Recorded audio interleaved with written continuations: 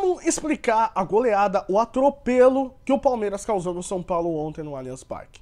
Tem muita gente, eu sei, que tá falando que foi falta de atenção, que foi falta de interesse, principalmente o lado do São Paulo.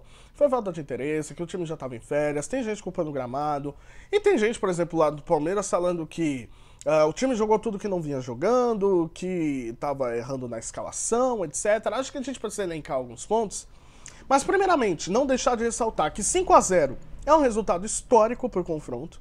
Palmeiras era igual a sua maior goleada para o São Paulo, nesse mesmo placar, que foi estabelecido em setembro de 1965, ou seja, dos novos tempos é a maior goleada do confronto, é a maior goleada do Palmeiras sobre São Paulo no Allianz Parque, enfim, vários recordes foram quebrados, fora o espetáculo que foi dado ontem.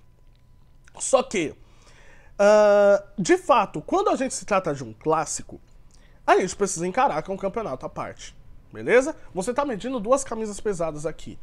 E o quanto que, de fato, os jogadores, principalmente do São Paulo, levaram isso a sério, comparado aos outros confrontos. A gente vai colocar tudo aqui nesse vídeo. Começando pelo lado do Palmeiras.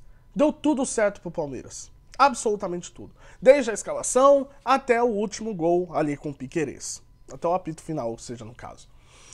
Palmeiras, ele começa, no caso o Abel, ele começa com uma inovação na escalação. Ele vai com dois atacantes, às vezes o Veiga chegando para poder fazer um papel de um falso 9, se colocando entre os zagueiros.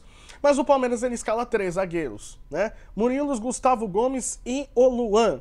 Ele já vinha testando isso em outros jogos, mas como eu falei, ontem deu tudo certo, que absolutamente tudo que o Palmeiras tentava dava ok. Adianta os dois laterais para poderem fazerem alas, no caso o Mike e o Piquerez, e o Palmeiras ele tem uma dominância por completo, por mais que ele não teve tanta posse de bola quanto o São Paulo no primeiro tempo. Já havia de sinais que o Palmeiras ele abriria o placar rápido, porque muito rápido ele já abre o placar. Ele faz o gol ali com o Richard Rios, numa falha absurda do Rafael, mas que ele não consegue segurar, tá? E aí depois o gol foi anulado. Mas pela mesma jogada, do meio para a lateral, o Mike passa livre, cruza e ninguém intercepta na zaga do São Paulo. Gol do Palmeiras, beleza? O Abel, ele colocando essa escalação, tem muita gente que acha que 3 zagueiros é um sistema especificamente defensivo. Só que 3 zagueiros, ele é muito mais ofensivo. Vários técnicos falam isso. Porque você adiantando seus laterais para eles poderem fazerem alas, você chega com muito mais superioridade no ataque. E isso acontecia. O Palmeiras muitas vezes chegava com 3, 4, 5. Óbvio, o Palmeiras ele repetiu atuações passadas que a gente já estava acostumado a ver. Mas é um Palmeiras que chegava com muito mais volume, com muito mais jogadores, acertava passe, acertava sua inversão, enfim. Foi uma noite mágica para absolutamente tudo no Palmeiras.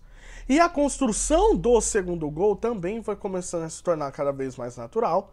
O Breno Lopes ele recebe uma bola absurdamente livre entre 2 atacantes ali do São Paulo, com um passe muito bem dado pelo Facão, fazendo e marcando o seu gol. E asterisco ali pro Breno Lopes, que ele fez uma partida absurda. Por quê? Porque, como eu falei, o Abel ele inovou na escalação, colocando Breno Lopes e Endrick no ataque. Ou seja, ele contraria aquilo que vinha no seu imaginário como ideal.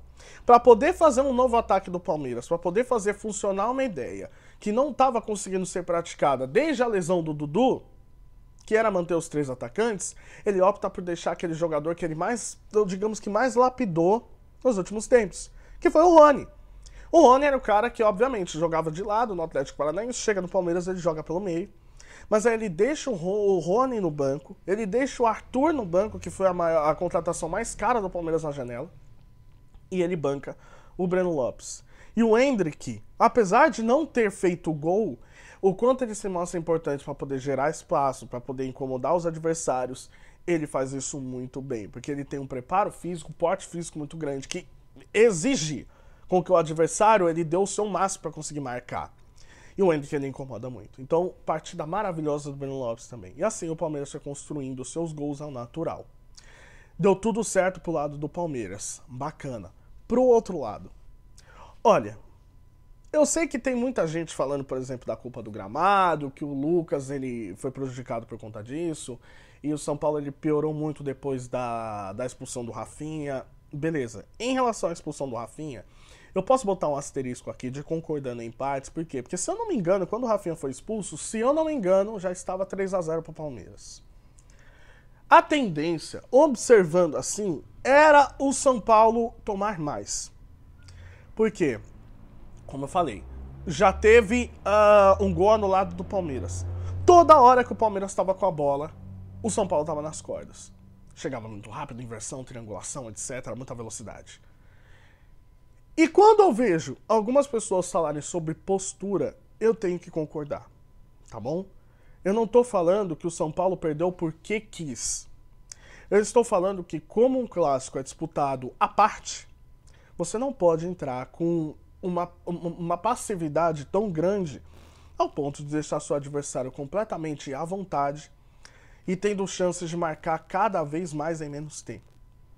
Ou seja, a falta de combatividade, a falta de entendimento do que foi o jogo e a lentidão fizeram com que o São Paulo se tornasse uma presa fácil. E o Dorival, eu vejo muita gente, por exemplo, criticando na escalação. Agora é fácil criticar na escalação, essa é a minha opinião.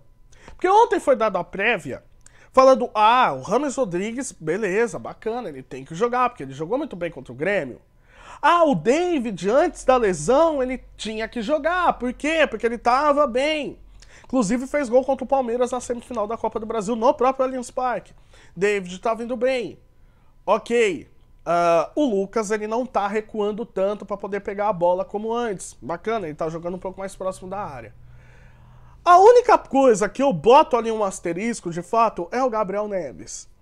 O Gabriel Neves não é de hoje, que ele não tá jogando tão bem assim. Então, de fato, o São Paulo sem uma proteção ali no meio-campo, ele fez com que o Palmeiras ele circulasse a bola muito rápido e muito livre ali no seu meio-campo. É só você olhar o segundo gol do Palmeiras, o último gol do Palmeiras, o Piquerez, que ele recebe completamente livre e manda um balaço na gaveta. Sem marcação, sem resistência alguma, tá? Então, o Gabriel Neves, ele mostra realmente que, infelizmente, a fase dele não é boa. O São Paulo, ele sentiu a falta do Pablo Maia para ter mais preenchimento no meio, para tentar evitar os avanços do Palmeiras. E você vê que foi um time que estava em outra cabeça. Por quê? Porque se compararmos com o restante da temporada, o São Paulo ele fez um grande enfrentamento contra o Palmeiras, até no Paulista, que terminou 0-0. Ele fez um ótimo enfrentamento contra o Palmeiras no próprio Morumbi, que ganhou, e na volta no Allianz Parque. Ou seja, o São Paulo ele tem time para bater de frente com o Palmeiras. Ele não tem mais elenco, mas ele tem time. Encarar dessa forma, e o adversário tendo que vencer para poder dar uma resposta para o seu torcedor, para poder evitar que estava em crise, é uma forma completamente vexatória.